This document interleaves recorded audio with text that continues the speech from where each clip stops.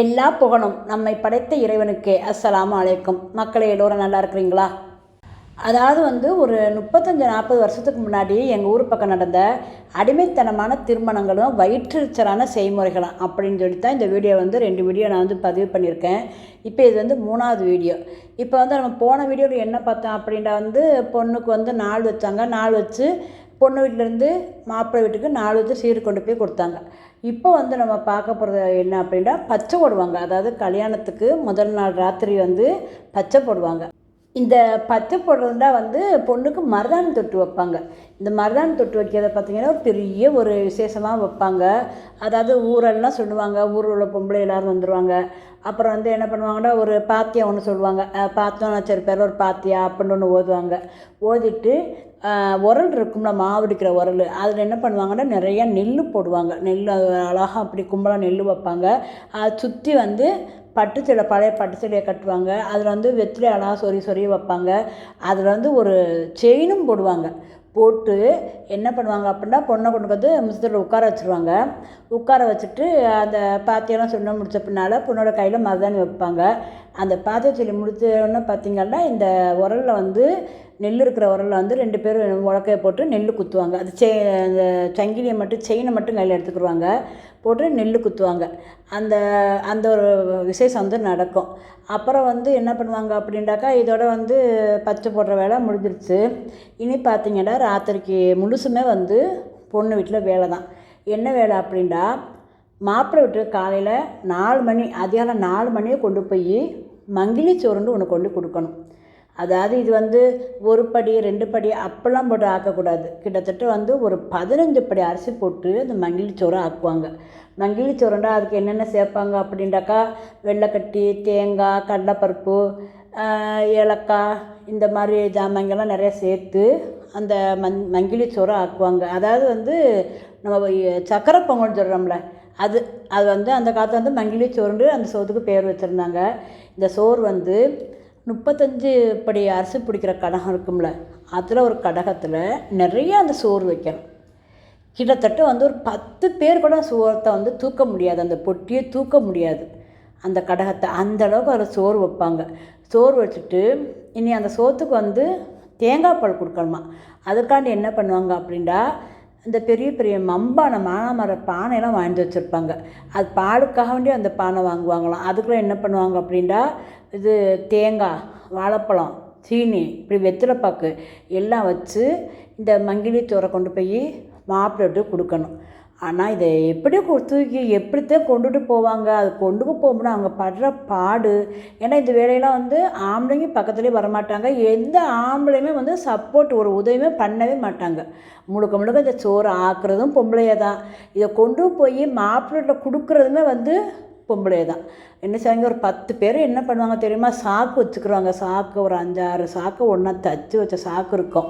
அது மேலே வச்சு ஏன்னா சுட சுட சோறு, சூடான சோறு, அது எப்படி தலையில் தூக்கி வைக்க முடியும்? அவ்வளோ கஷ்டப்பட்டு இந்த மங்கிலி சொத்தை கொண்டு போய் 4 மணிக்கு, அதுவும் அதிகாலையில் 4 மணிக்கு யாருக்கும் தெரியாமல் கொண்டு அந்த சொத்தை கொடுக்கணும். இப்படி இந்த மங்கிலி சோறு கொண்டு போய் கொடுப்பாங்க. உண்மையிலே அந்த ஒரு வேலை செய்கிறதையும் விடிய இந்த சோறெல்லாம் கொண்டு கொடுக்குறதை இப்போ நினைக்கிறப்போ சுபஹானல்லாஹ் அம்மாடி, நிச்சயமாக அப்போ உள்ள கல்யாணங்கள் கல்யாணமே கிடையாது. அவ்வளோ ஒரு வயிற்றுச்சலான கல்யாணம். இது எப்படி பெண் வீட்டார் சந்தோஷமாக இருப்பாங்க சொல்லுங்கள் பார்ப்போம். எல்லாருக்குமே உடம்பே புண்ணாயிரும். வேலை பார்த்திங்கடா, பொம்பளைலாம் அப்படியே இழைச்சி போயிடுவாங்க. ஒரு கல்யாணம், ஒரு அது இல்லாத வீட்டில் இவ்வளோ விசேஷம். அப்போ பணக்காரன் என்ன பண்ணுவாங்க, அவங்களுடைய அந்த பணத்தை வெளிக்காட்டின அப்புறங்கிறதுக்காண்டி அவருக்கு தும்பு அவ்வளோ பெருமையாக செய்வாங்க.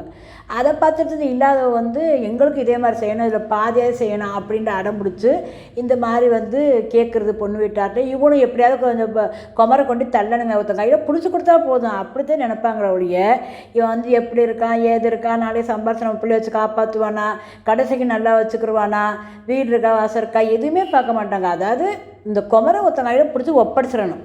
அல்ஹம்துலில்லாஹ் நம்ம கடமை கலந்துருச்சு அப்படின்னு தான் ஒவ்வொரு பெற்றோருமே நினைப்பாங்க. ஏன்னா இந்த செய்முறைகள்லாம் செஞ்சு ஒரு பொண்ணை கட்டி கொடுக்குறதுங்கிறது அந்த ஒரு காலங்களில் ரொம்ப ஒரு கஷ்டமான காலங்களாக இருந்துச்சு. இதில் இன்னொரு விஷயம் நான் பதிவு பண்ணுறேன். அதாவது அப்போல்லாம் இந்த மாதிரி நடுத்தர வர்க்கத்தில் உள்ள பெண்களுக்கு கல்யாண வயது 26லேருந்து 30 வரைக்கும் கூட போகும். 26, 28, 27 அந்த மாதிரி நான் வயதுகள் கூட போயிடும். ஏன்னா அவங்க இந்த குமரை வச்சுட்டே இருப்பாங்க. யார் இல்லாதவங்கள யார் பொண்ணு முடிப்பாங்க? இப்போ நான் ஏன் இந்த மாதிரி வீடியோவை நான் பதிவு பண்ணுறேன் அப்படின்னா, இன்றைக்கி இருக்கிற இந்த ஒரு கல்யாண முறைகளை பார்க்கும்போது அல்ஹம்துலில்லாஹ் அவ்வளவு மனசு அவ்வளவு நிறைவு கொள்ளுது. ஏன்னா அந்த ஒரு காலங்களில் பார்த்தோம்னா வீட்டுகளில் இந்த குமர் இருக்கிற வீட்டுகளில் பார்த்தாக்கா அழுகையும் கண்ணீருமாக தான் இருப்பாங்க. அவங்க மூஞ்சிகளில் ஒரு சிரிப்பை எதிர்பார்க்க முடியாது, ஒரு சந்தோஷமே எதிர்பார்க்க முடியாது. அந்த பெற்றோரோ கூட இருக்கிற சொந்த பந்தங்களை எப்படி நம்ம குமரலை நம்ம கட்டி கொடுப்போம் அப்படின்னா அதே எண்ணமாக தான் இருப்பாங்க. அதனால் ஒரு மாப்பிள்ளை கூட அவங்க இது ஒரு நல்ல ஆன்மீகவாதியாக அஞ்சலியும் தொழுகக்கூடிய ஒரு மாப்பிள்ளையா, மார்க்கப்பற்றுள்ள ஒரு மாப்பிள்ளையா எதுவுமே பார்க்க மாட்டாங்க. கடைசி வரைக்கும் நம்ம பிள்ளைய வச்சு நல்லபடியாக நம்ம மருமகன் காலம் கழிப்பாங்களா அப்படிலாம் பார்க்க மாட்டாங்க. ஏன்னா அவங்கள பொறுத்த வரைக்கும் இந்த குமர் எந்த ஒரு தடுமாறி போயிடக்கூடாது, இதை நம்ம நல்லபடியாக கட்டி கொடுத்துடணும், ஒருத்தங்க பிடிச்சி கொடுத்துடணும் அப்படிங்கிற ஒரே எண்ணமாக தான் இருக்கும். அந்த காலகட்டங்களில் அப்படி தான் இருந்தது நிலைமை. சரி, இப்போ நான் இந்த அடுத்த இதுக்கு வர்றேன். இப்போ மங்கிலிச்சோறு செஞ்சு மாப்பிள்ளை கொண்டு கொடுத்தாச்சு. இப்போ காலையில் கல்யாணம். இந்த காலை கல்யாணம் அப்படி பார்த்தா இந்த பொண்ணுக்கு குளிக்க ஊற்றுறதுக்கு மாப்பிள்ளைகிட்ட தான் வருவாங்க. மாப்பிள்ளைகிட்ட இருந்து அந்த மாப்பிள்ளைக்கு அக்கா தங்கச்சி முறை அந்த மாதிரி உள்ளவங்க, அது அக்கா தங்கச்சி இல்லாட்டாலுமே எப்படியாவது அங்கே தேடி பிடிச்சிருவாங்க. ஒரு 4 அக்கா தங்கச்சின்னு தேடி பிடிச்சிருவாங்க.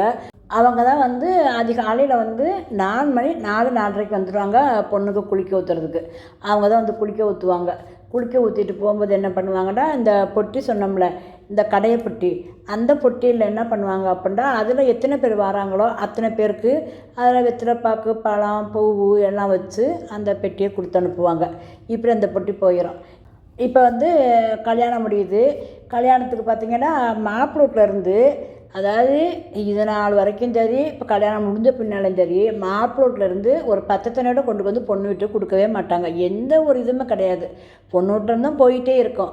இப்போ ஒரு களவாளின்னு சொல்லி ஒரு சீர் கொண்டு வருவாங்க மாப்பிள்ளை வீட்டிலேருந்து பொண்ணு வீட்டுக்கு. என்ன கொண்டு வராங்க அப்படின்னா, பொண்ணுக்கு சேலை சட்டை, அந்த பொண்ணுக்கு உள்ள அந்த ஜாமாங்க அது கொண்டுக்கிட்டு, அதோடு என்ன பண்ணுவாங்க அப்படின்னா, இந்த ஏற்கனவே மாப்பிள்ளை வீட்டில் 4 சீர் கொடுத்துருந்தாங்கல்ல பழம், அந்த பழத்துலேயே பார்த்திங்கன்னா ஒரு 7 பழங்களை எடுத்து வச்சுருப்பாங்க. அது 7 ஆப்பிள் பழம், 7 கொய்யா பழம், இந்த மாதிரி 7 ஆரஞ்சு பழம். இந்த பழங்களை என்ன பண்ணுவாங்க அப்படின்னா, அந்த களவாளின்னு சொல்லிட்டு கொண்டு வராங்களோ அதோடு சேர்த்து அதையே கொண்டு வருவாங்க. அதை கூட போய் அவங்க சொந்த ஒரு 10 காசை போட்டு வாங்கிட்டு பொண்ணு வீட்டு கொடுக்க அவங்களுக்கு மனசே வராது. ஏன்னா நம்ம 51 பொண்ணு வீட்டில் கொடுத்தாங்கல்ல, அப்போயே அதில் கொஞ்சம் எடுத்து வச்சுக்கிறது. அது கெட்டு போகாமல் இருந்துச்சு அப்படின்னா, எந்த பழம் கெட்டு போகாமல் இருக்கோ அந்த பழங்களை வச்சுருந்து அதையே கொண்டு களவாளின்னு சொல்லிட்டு அந்த பொண்ணுக்கு சேலை சட்டை கொண்டு வர்றப்ப அதையும் சேர்த்து களவாண்டு கொண்டு கொடுப்பாங்க.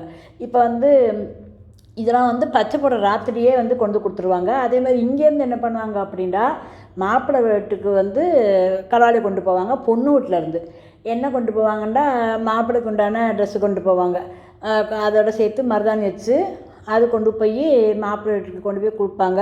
மாப்பிள்ளையும் மருதாணி கையில் வச்சுக்கிடுவாங்க. அந்த காலத்து ஆண்களுடைய ஒரு என்ன சொல்கிறது, அவங்க எல்லாத்துக்கும் பெற்றோர் என்ன சொன்னாலும் ஆமாம் ஆமான்ட்டு மண்டையை ஆட்டிகிட்டே போவாங்க போல். அவங்களும் அந்த மருதாணியை வாங்கி கையில் வச்சுக்கிறாங்க. அங்கே ஒரு பாத்தியாக ஓதுவாங்க, இங்கே ஒரு பொண்ணுட்டு ஒரு பாத்தியாக ஓதுவாங்க. எதுக்கெடுத்தாலும் பாத்தியாக தான் ஓதி என்ன செய்கிறது, கையில் மருதாணியை வச்சுக்கிறது, மாப்பிள்ளைக்கு மருதாணி வைப்பாங்க.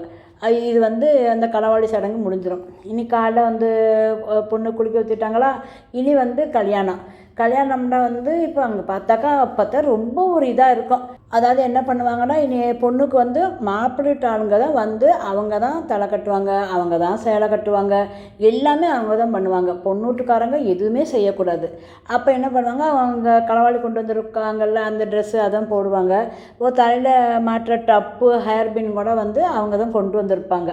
அப்போ அந்த பொருட்களை என்ன பண்ணுவாங்க அப்படின்னா, எல்லோரும் பார்ப்பாங்க, கூடியிருக்கிற மக்கள்லாம் பார்ப்பாங்க.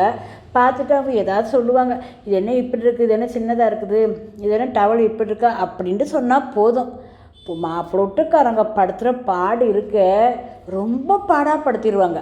அதாவது அவங்க என்ன குப்பையை கொண்டு வந்தாலும் பொண்ணு வீட்டுக்காரங்க வாயவே திறக்கக்கூடாது. அந்த ஒன்றே ஒன்று சொல்லிட்டா, இது என்ன டவல் இப்படி இருக்குது, இந்த சீப் என்ன சின்னதாக இருக்குது, கொஞ்சம் பெருசாக வாங்கக்கூடாதா இருக்கா, அப்படி இப்படி யாராவது அதில் யாராவது ஒருத்தர் இருப்பாங்கல்ல, வாய் சும்மா இருக்க மாட்டாதுல, அப்படி யாராவது ஒன்று சொல்லிடுவாங்க. அவங்க வெளியாட்களை தான் இருப்பாங்க. உடனே என்ன பண்ணுவாங்க அப்படின்டா, மாப்பிட்டாங்களும் கோச்சிட்டு ஓடி போயிடுவாங்க. மனசார கோச்சிக்கிட்டே ஓடிடுவாங்க. திரும்ப போய் நீ பொண்ணு விட்டாங்க போய் அவளை தாங்கி தடுக்கி மன்னிப்பு கேட்டு அவளை கூட்டிகிட்டு வரணும். சுபான்ல இதெல்லாம் எவ்வளோ ஒரு கொடுமை தெரியுமா? எனக்கெல்லாம் அந்த காலகட்டங்கள் இந்த செய்தியில் கேள்விப்பட எனக்கு அவ்வளோ ஒரு கோபம் வரும். அப்படியே இதெல்லாம் என்ன ஜனங்களுக்கு மறுமையும் இல்லை மார்க்கமும் இல்லை, ஆனால் முஸ்லீம் அப்படி இந்த யாரெல்லாம் இந்த இதுக்கு ஒரு தீர்வே கிடையாது. ரப்புல் ஆலமீனே இந்த கொடுமையிலேருந்து ஒரு தீர்வு கிடையாது. அப்படிதான் என் மனசை அடிக்கடி இரண்டு பிரார்த்தனை பண்ணும். மனசார அவங்கள போய் தாங்கி தடுக்கி மன்னிச்சுக்கிறங்கன்னு சொல்லணும். பொண்ணு வீட்டார் மன்னிச்சுக்கிறோன்னு சொல்லி இங்கே அவங்கள போய் கூட்டிகிட்டு வரணும். ஏண்டா அவங்க மாப்பிள்ளை பெற்றவங்களில் இப்படி இந்த மாதிரி போயிட்டுருக்கோம். இப்போ கல்யாணம் முடிஞ்சிருச்சு. கல்யாணம் முடிஞ்சு என்ன பண்ணுவாங்க அப்படின்னா, இந்த தாலியட்டு பெட்டி இருக்கும். அந்த பெட்டி மாப்பிள்ளைய நாத்தனாட்ட கொடுப்பாங்க. இதோட என்ன பண்ணுவாங்க அப்படின்னா, மாப்பிள்ளை வீட்டுக்காரங்க எல்லாரும் என்ன சேர்ந்து பொண்ணை மாப்பிள்ளை வீட்டுக்கு கூட்டிகிட்டு போயிடுவாங்க. மாப்பிள்ளை வீட்டுக்கு கூட்டிகிட்டு போயிட்டு இனி மறுபடியும் மறுநாள் அந்த ராத்திரி ஃபுல்லாக மாப்பிள்ளை வீட்டில் தான் இருப்பாங்க பொண்ணு. மறுநாள் காலையில் அதுவுமே அதிகாலை 4 மணிக்குத்தான். அந்த 4 மணிக்கு போய்த்தேன் பொண்ணு வீட்டிலேருந்து கொடுக்க வேண்டியதை கொடுத்துட்டு பொண்ணையும் மாப்பிள்ளையும் கூட்டிகிட்டு வருவாங்க. இப்போ இந்த இடத்துல நான் ஒரு முக்கியமான செய்தியை நான் பதிவு பண்ணியே ஆகணும். அதாவது அல்லாஹ் ரப்புல் ஆலமீன் தன்னுடைய திருமறையில் என்ன சொல்கிறான் அப்படின்னா, மகரை கொடுத்து மனம் புரியுங்களா அப்படின்னு சொல்கிறான். ஆனால் அன்றைய காலகட்டங்களில் மகரங்கிறதுல மக்களுக்கு அது என்னதுன்னு தெரியலையா, எவ்வளோ ஒரு அறியாமையில தான் இருந்திருக்காங்க. ஏன்டா எங்கள் ஊர் சைடு பார்த்திங்கன்னா, எங்கள் ஊரெலாம் சுத்தமாகவே ஆம்பளை படிக்க வைக்க மாட்டாங்க. 8வது மட்டும் தான் படிப்பாங்க. அதோடு என்ன செய்வாங்க, சம்பாதிக்க பற்றி விட்ருவாங்க. அதாவது பெரிய பட்டதாரி படிப்புலாம் அப்போல்லாம் கிடையவே கிடையாது. அப்போல ஆண்கள் என்ன பண்ணியிருக்காங்க அப்படின்னா, பெற்றோர் என்ன சொல்கிறாங்களோ அதை அப்படியே கேட்டிருக்காங்க. அதாவது பெற்றோர் கிழிச்ச கோட்டை தாண்டாமல் வாழ்ந்திருக்காங்க. அதனால அவங்க என்ன சொல்கிறாங்களோ அவங்க சொல்கிறதான் வேதம், அந்த மாதிரி அவங்க வாழ்ந்திருக்காங்க. அதனால தான் ஒரு பொண்ணுக்கு கொடுக்க வேண்டிய மகரை பற்றி கூட அவங்களுக்கு அந்த ஒரு இது இல்லை. இது எப்படி நம்ம கல்யாணம் முடிக்கும்போது இந்த மகர் எவ்வளோ முக்கியம் அப்படிங்கிறதோட அவங்களுக்கு தெரியலை. அப்போலாம் மகர் எப்படி கொடுப்பாங்க அப்படின்னா, மாப்பிள்ளுடைய தாப்பனார் பொண்ணுடைய தாப்பனார்கிட்ட 300 ரூபாய் மகர் அப்படின்னு கொடுத்துருக்காங்க. இப்படி கொடுத்தா அந்த கல்யாணங்க முடிப்பாங்க. ஆனால் இன்றைய காலங்கள் பார்க்கும்போது அல்ஹம்துலில்லாஹ் மனசு ரொம்ப நிறைவாக இருக்குது. அதாவது எந்த ஒரு எதிர்பார்ப்பும் இல்லாமல் பொண்ணு வீட்டில் என்ன தருவாங்க தருவாங்க அப்படிங்கிற எந்த ஒரு நினைப்பும் இல்லாமல் எதிர்பார்ப்பும் இல்லாமல் அழகான முறையில் மகரை கொடுத்து இறைவனர்கள சிறப்பாக கல்யாணம் முடிச்சுக்கிறாங்க என்னோடய பிள்ளைங்க. அல்ஹம்துலில்லாஹ் இந்த நிலை என்றைக்குமே தொடரணும். அல்லாட்ட நான் எந்நேரமும் துவா செஞ்சுக்கிட்டு இருக்கேன். இன்ஷா அல்லாஹ் இன்னும் நம்ம மீதி செய்திகளை இன்ஷா அல்லாஹ் அடுத்த பதிவில் நான் சொல்கிறேன். இன்னும் விரிவாக அனைத்தையும் அலசி ஆராய்வோம் இன்ஷா அல்லாஹ்.